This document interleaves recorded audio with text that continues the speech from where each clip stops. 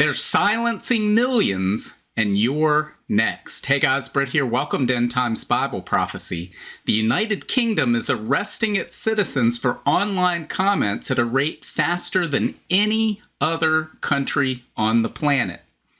And if you think you're immune to this tyranny just because you don't live in the UK, understand this. Through the Digital Services Act, the EU is exporting its form of free speech criminalization to the rest of the world. It's part of a tyrannical power grab, one designed to eliminate global free speech on the internet. So guys, in today's video, we're going to talk about what's actually happening in the United Kingdom, why it poses a threat to free speech all over the globe. And then if you understand and know Bible prophecy, this should make your ears perk up, because all of this sets the stage for global tyranny, the same type of global tyranny we read about in the book of Revelation. So let's start right here with this. This is from the Daily Mail. It says, Britain's police state unmasked. Map reveals shocking numbers clapped in handcuffs over offensive social media post. It says Britain's police state can today be unmasked, as the Daily Mail can reveal which forces have made the most arrest for, quote, offensive post on social media. Figures obtained by the Daily Mail show that some forces are making arrests for offensive social media posts at extremely concerning rates.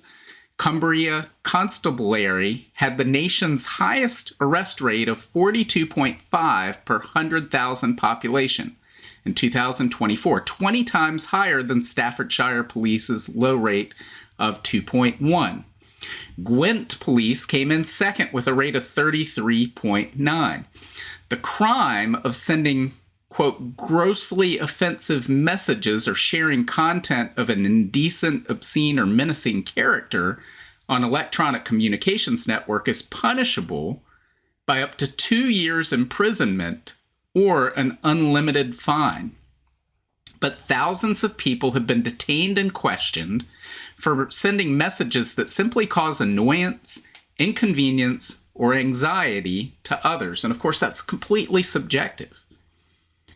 The alarming differences in arrest rates have provoked criticism from civil liberties groups who say that some authorities are over-policing the internet and threatening free speech through vague communications laws.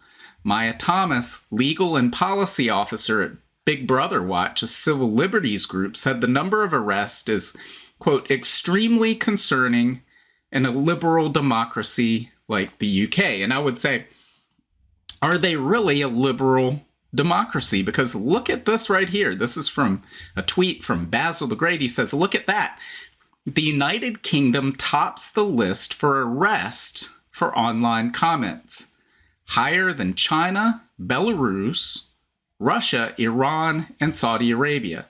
And Keir Starmer has the nerve to tell the world we have freedom of speech. Liar.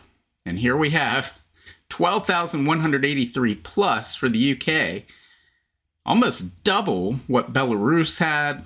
Then we have Germany here in third, another that would claim we're a liberal democracy, but they're arresting people too.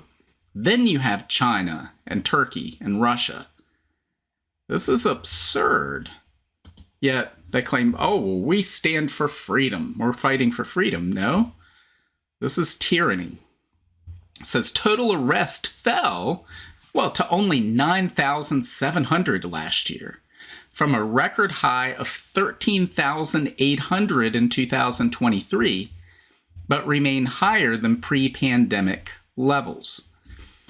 Ms. Thomas said, despite the Prime Minister's assurances that we're not censoring anyone, it's exactly what they're doing, the UK is unfortunately gaining an international reputation as a country where online speech is policed with more enthusiasm than the types of crime causing people the most anxiety and concern.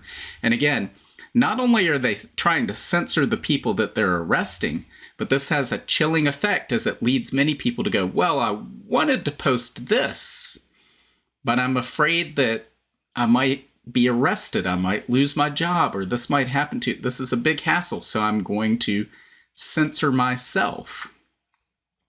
And that is a path to tyranny. And we have examples of where this is just out of control. Here's one right here. Man, we just looked at as we were passing through. It says the debate over the policing of social media arrest was brought to the forefront of the public's mind when Father Ted creator Graham Linehan was arrested for sharing his views on trans rights in September. He was arrested by 5 armed officers at Heathrow Airport after arriving on a flight from the U.S. in relation to 3 tweets which police deemed to warrant an arrest on suspicion of inciting violence. So 3 tweets leads to his arrest. His arrest was met with fury from high-profile figures such as Harry Potter author J.K. Rowling, who came to his support by branding the detention utterly deplorable. A month later, the Crown Prosecution Service announced it would take no further action after the Met submitted a file about the case. So as it gets into the news cycle, well, then they'll drop it, right? But that doesn't happen for everybody in these cases. And of course, it's harassment is what's taking place. And again, this leads to other people self-censoring.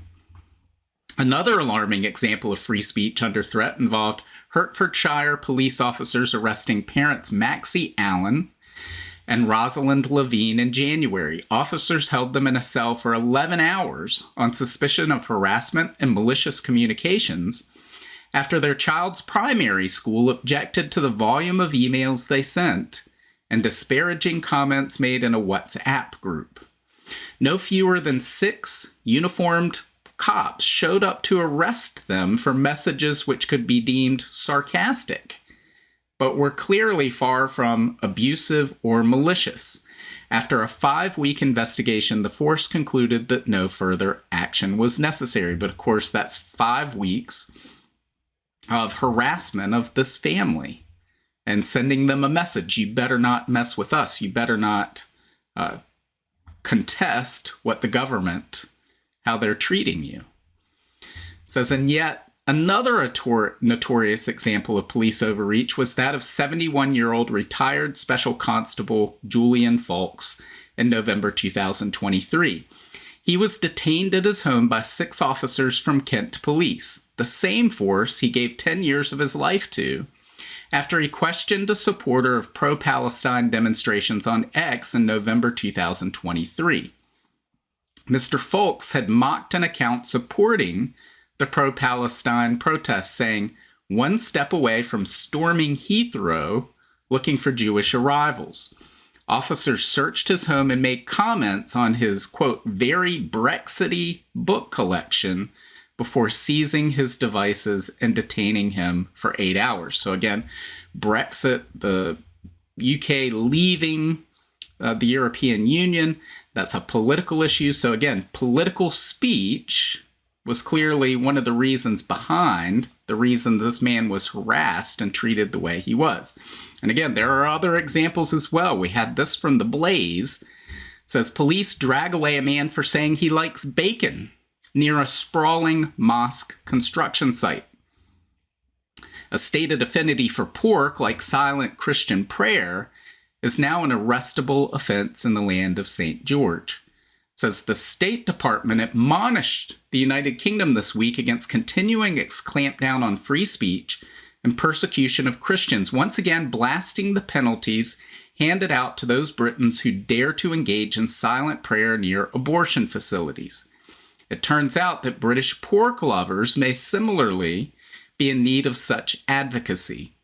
An Englishman in the northwest of the country was arrested on August 16th for expressing an affinity for bacon, a food forbidden by the Quran but essential to a full English breakfast. Apparently, such an utterance now qualifies as, quote, racial abuse. So you can't say anything that's going to offend anybody. You can't go outside an abortion facility and have a silent prayer, because that makes people uncomfortable that are going there to have an abortion, that you may be praying for them, praying for their unborn baby.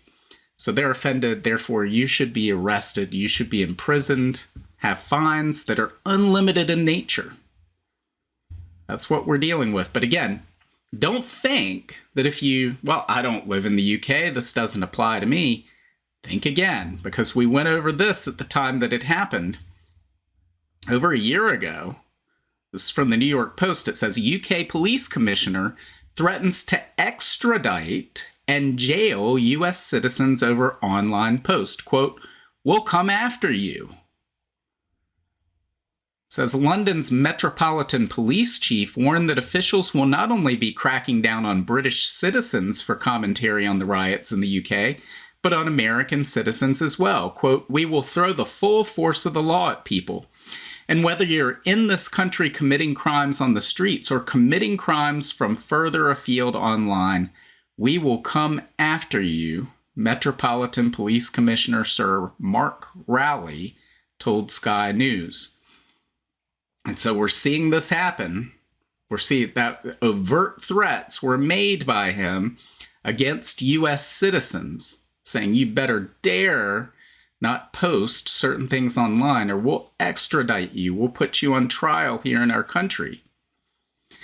And guys, there are others that are engaged in this as well. So again, the UK is not part of the EU, but the EU has similar arrest that they're engaged in for online comments made by their citizens. And they have something called the Digital Services Act, which basically allows them to censor all this online speech, censor entire companies. Elon Musk and X have been threatened by the Digital Services Act. They threatened to shut down all of X in the whole country, destroy it as a company because they don't like what's being said on there. And so they export this to other nations. They export their standards. They apply their standards to these different companies, these multinational corporations, and then say they have to have the same standard in the United States and the same standard in Canada and Australia and everywhere else, effectively exporting their online censorship to the rest of the world. So that's what they're engaged in. That's what they want to happen. And then politicians, Hillary Clinton, reached out to members of the European Union back in 2024 and asked them, said, well, we have this pesky thing called the Constitution where we can't silence people's speech, but you guys can do this, so why don't you use the Digital Services Act to censor my political opponents? So this tyranny, this is going to lead to tyranny on a global basis if we allow it to stand. You need to be fighting back against this, pushing back against this, standing up against it. Don't self-censor yourself because of what these people are doing. Stand up for what's right. Push forward. But guys, this sets the stage for global tyranny, because if they can censor the internet, if they can censor online speech, it's the primary method of communication for most people today, then again, they begin this trend of people self-censoring. Then people become afraid to send text messages. Are they monitoring my text messages? Yes, they are. In many cases, they're telling us they are. And so it causes people to self-censor. They back off. Then people think that they're isolated. Well, I'm alone in my views. Everybody else is going along with this. And next thing you know, you have global tyranny as a result. No doubt about it. The book of Revelation tells us that global tyranny is coming. In Revelation chapter 13, verse 7, we read about the Antichrist will rule over every people, nation, language, and tongue.